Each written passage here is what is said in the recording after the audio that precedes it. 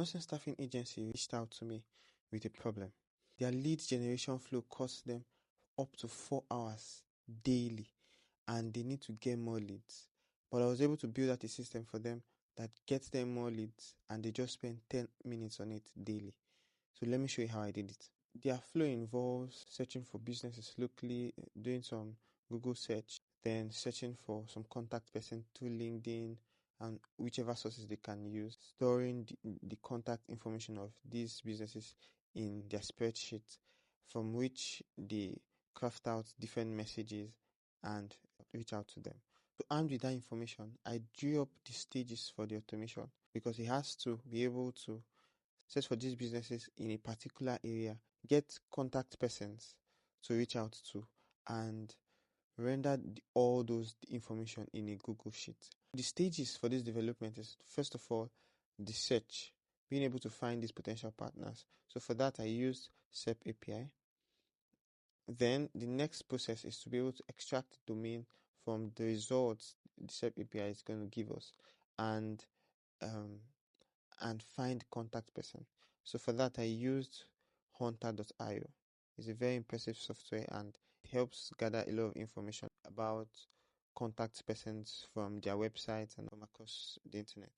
Okay, so I have to search, I have to be able to get contact persons, then add these whole details to Google Sheets.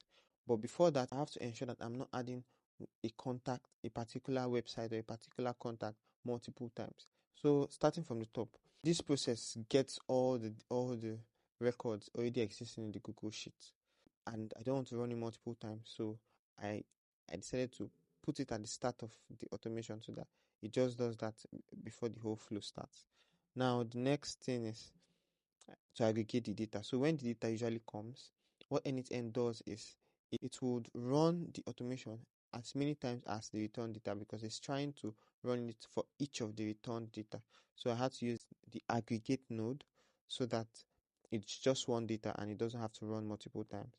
So the next node here is the edit field node. So this field basically gets its data from the form. What they just need to do is to fill in the business, the type of business they want to search for, and the location. Okay, if I trigger this form now, you would see it in action. Okay, so the type of business and the location. All right, so that's basically what they need to do, and it will trigger this whole workflow. Now we have SerpAPI. So what SerpAPI does is it runs the search for the type of business in the location that was asked on Google Maps. Okay, so if we execute this node, okay, so this is what we have here. After SerpAPI has completed this process, the next thing I want to do is extract key information from the results, because SerpAPI returns a ton of things: phone numbers, reviews, a ton of things, images, thumbnails, and a lot of things. So I just want to get key information from it. So I use this code to extract just key information. So I extract the name, address, phone number, website, ratings, reviews, the type of business. After that, I use this if-else statement to ensure that the workflow does not continue if there are no key information retrieved from SerpAPI, right? If no key information is retrieved from SerpAPI, this workflow stops, right?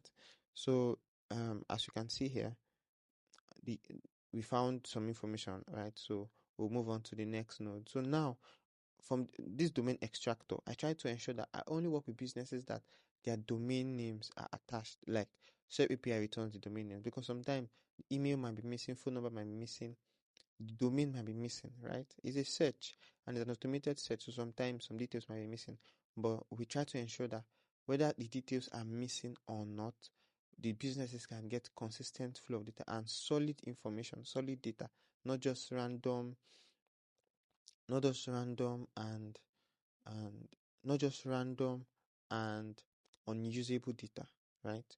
So basically I use this to clean the domain if because sometimes it can come with some links before it and after it, and we don't need all of those data. We want it to be clean, because if it is not clean, we will not be able to get details from hunter.io, right? So that's that. So that's basically what this code is used for.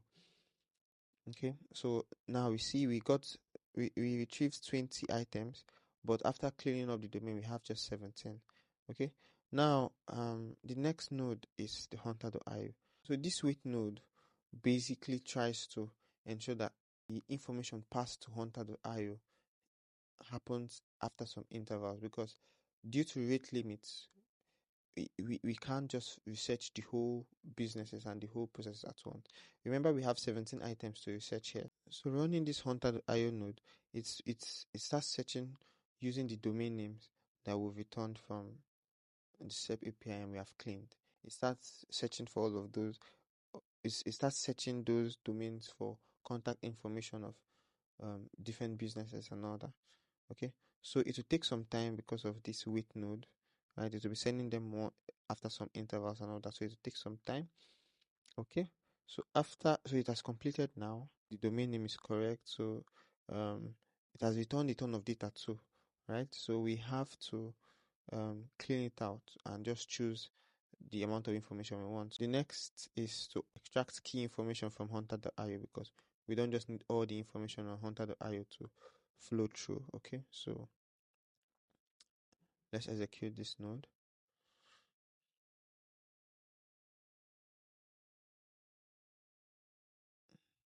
Okay, so this node is supposed to get the company name, the company website, address, phone number, company type, email address. So this is what hunter.io allows us to extract this kind of key information. Okay, so now we have to check from the new data we've pulled out. We have to match it with the one that already exists in the Google Sheet and ensure that we are not adding data to the sheet that already exists there. Okay, so this process cleans out the duplicates. So now we have 16 unique items and we're going to add them to the sheet. And that's basically what this node would do for us. Okay, so now, so the partner lead list, adding company details, website, business type, contact email, and every other information we have script. So running this process, they have been added to the sheet. Okay, let's go take a look at the final product.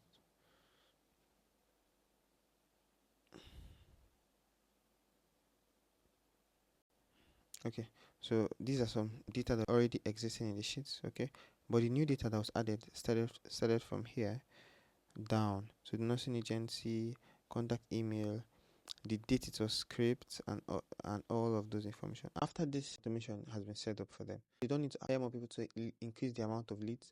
They don't need to spend more time on it. It's automated and works even while they are asleep. So I build this kind of systems for agencies. I automate workflows. I integrate AI into a different process and different systems. If you want to see how I could work with your business to automate your workflows and integrate AI in different spaces, or you just want to know how you can integrate AI into any part of your business, my link is in the description for a discovery call where we can have a simple chat and I can look through processes in your business and we could find the automation opportunities in your business. If you want to see more real life demonstrations of different automations and different integrations I'm doing, and if you want to see how different automations we are doing for businesses are in different fields and in different levels, please like this video and subscribe. You can also share this video with someone you think is going to be very useful to. Thank you and see you on the next one.